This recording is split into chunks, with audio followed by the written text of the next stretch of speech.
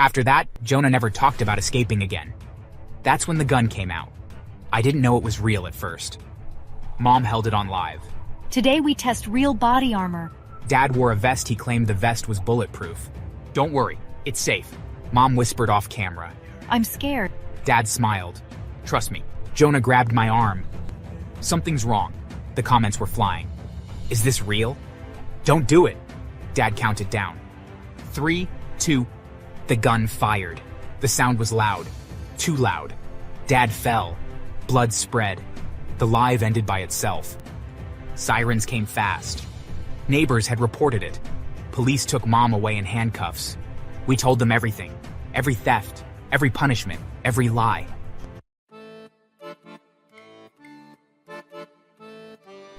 I was 12 years old when I learned that some parents don't protect their children. Some parents use them. My name is Eli. I'm the one telling this story. When everything started, I was 12. My brother Jonah was 14. Our little sister Mia was only 7. People think the oldest child takes care of the younger ones. In our house, the kids took care of everything. Our parents were always home, but never there. Dad was 38. Mom was 35. They didn't work. They said the government owed them. Welfare checks, food stamps, support money. That's what they called it. They sat on the couch all day watching TV, drinking cheap beer, planning nothing. Jonah and I raised Mia. I cooked when there was food. Jonah walked Mia to school. I helped her with homework. At night, we tucked her in and told her stories so she wouldn't hear our parents arguing or laughing too loudly. But the worst part? Our parents were thieves. Pickpockets. They started training Jonah first. You got fast hands, boy. Don't waste talent. I don't want to steal. You want to eat? That was how every conversation went. They took Jonah to crowded markets, bus stations, festivals. Dad would point. That man, blue jacket, go. Jonah would shake, his hands would sweat. If he came back empty-handed, Dad hit him. If he came back with a wallet, Mom smiled like he won a prize. You see, my son provides. I was next. I was smaller, easier to push through crowds. You bump, you grab, you pass it to me. I hated it. Every time I stole something, my chest felt tight, like I couldn't breathe. But if I refused, there was no dinner. Sometimes worse. They locked us in the doghouse outside. It smelled like old fur and mold. Sometimes they made us sleep there as punishment. Mia cried the first time they tried to send her. Jonah stood in front of her. She's just a baby. Dad slapped him so hard he fell. Then steal better so she don't have to. That was our life. Then one day, everything changed. It started with a neighbor. Mr. Kelvin lived next door. He had a phone glued to his hand. Dad leaned over the fence one afternoon. You always smiling at that phone. What's so funny? TikTok, man, I go live. People send gifts, real money. Mom's eyes lit up. Money from phone. Yeah, you just entertain people. That night, Mom didn't sleep. Neither did Dad. They downloaded TikTok. They became TikTokers overnight. At first, it was harmless. Dad dancing badly. Mom doing fake pranks. Nobody watched. Then Dad got an idea.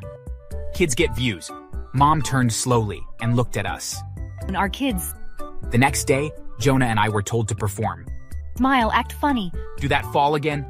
I tripped on purpose and scraped my knee. People laughed in the comments. See, they like pain. Soon, it wasn't funny stuff anymore.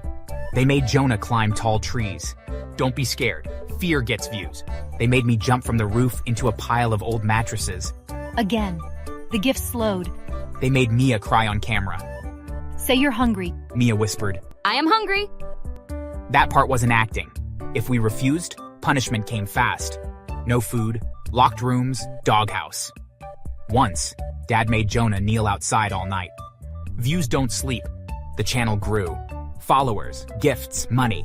Our parents changed, new clothes, phones, drinks. They went out every night. They traveled. They came home late, smelling like alcohol and perfume. They brought us nothing. You ate yesterday.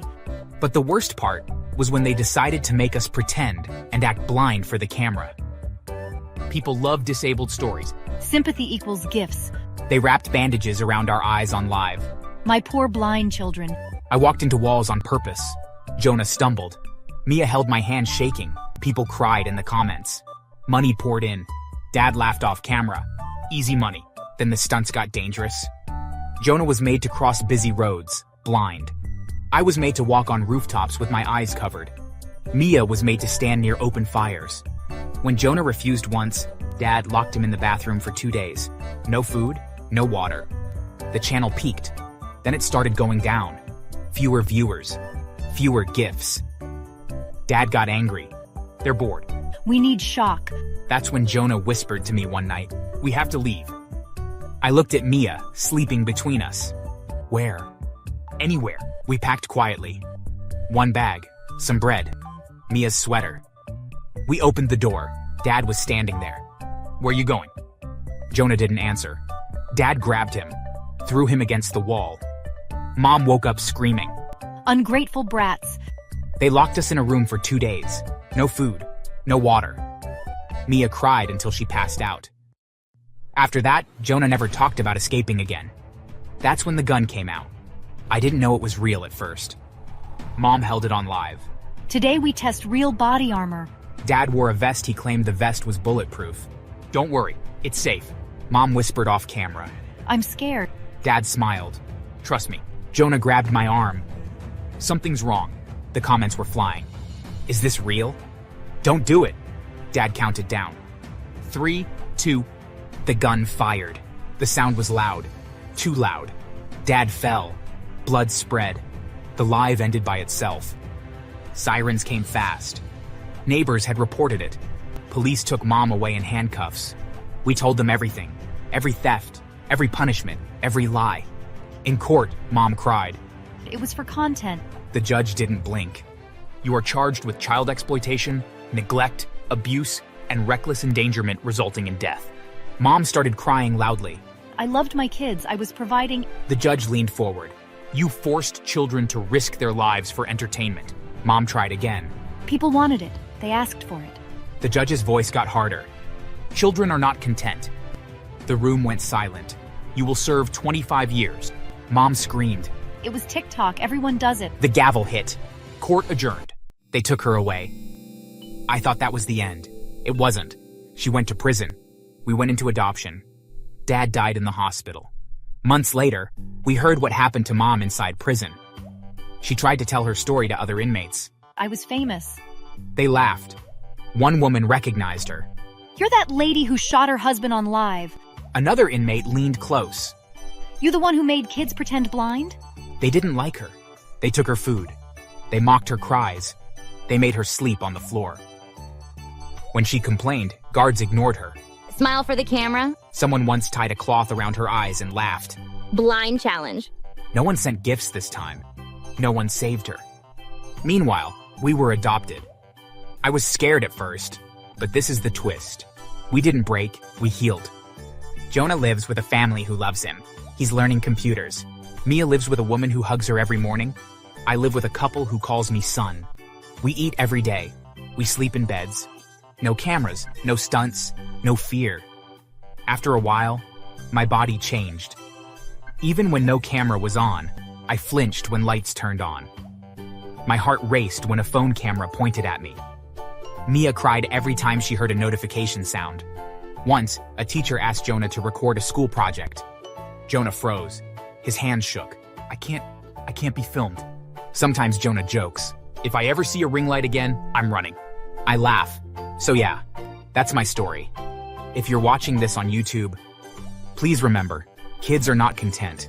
And if you liked this story, don't forget to like, subscribe, and maybe don't shoot your spouse for views.